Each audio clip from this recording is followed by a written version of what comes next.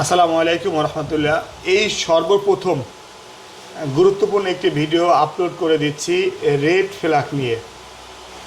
যারা ইতিপূর্বে red flag পেয়েছেন তাদের নুলস্তা এখনও অবধি স্টেপ মাইশি ধাপে রয়েছে, এরকম ভিডিও বা ছবি তুলে দিতে পারবেন, তাহলে তাদের কাজ করা সম্ভব, ভিসা করাও সম্ভব।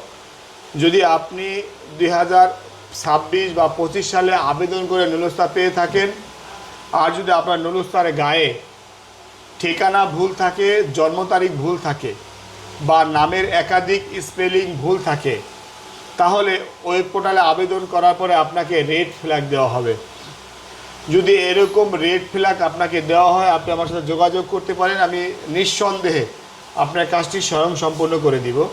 পাশাপাশি আপনি 23 এবং 24 সালের নুলস্তা পেয়েছেন, এখন সুই আপডেট হয়েছে, এস ব্লক স্যাম্পল রয়েছে, আপনি অ্যাপয়েন্টমেন্টের জন্য আবেদন করার পরে আপনাকে রেড ফ্ল্যাগ দেওয়া হয়েছে। যদি আপনার কাছে সেই সুই আপডেটের অথেন্টিক প্রমাণ থাকে, তাহলে আমার ডিসক্রিপশন দেওয়া নাম্বারে যোগাযোগ করবেন।